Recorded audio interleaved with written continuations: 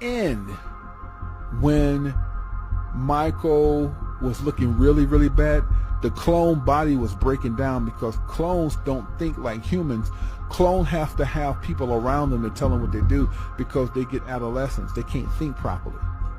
It's called handlers. Right? So when Michael started to break down, his body was breaking down. His nose was artificial. I don't know if y'all noticed. Go back and Google Michael Jackson nose. It looks like a robot, because it wasn't him.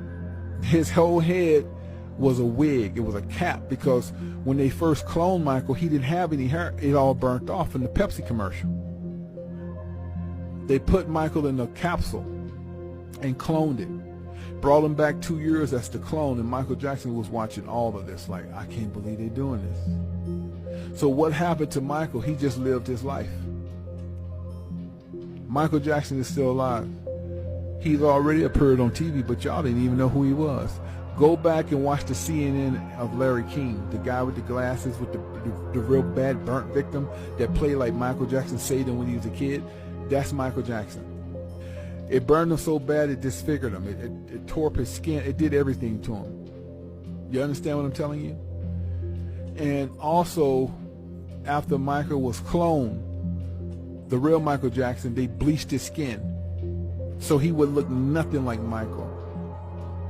If you look at the dude who was on Larry King telling you about his childhood, how Michael Jackson helped him, he looks just like Michael. Just look at his eyes. That's Michael Jackson. He's disfigured. That's how he looked when he got done with the Pepsi commercial. Joining us now here in Los Angeles, Miko Brando, who was with us almost every night after this untimely passing, longtime Michael Jackson friend attending the funeral, and Dave, yes, that's his name, Dave. He was David Rothenberg. He was set on fire in 1983, suffered, as you can see, terrible scars. Michael Jackson befriended him and paid for a lot of his surgeries. Dave is also attending the burial. Why Dave?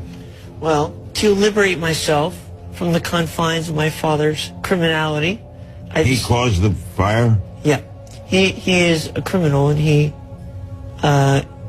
caused all this. To free myself of his name and his legacy, I decided to become my own person through changing my name. How did he find out about you, Dave?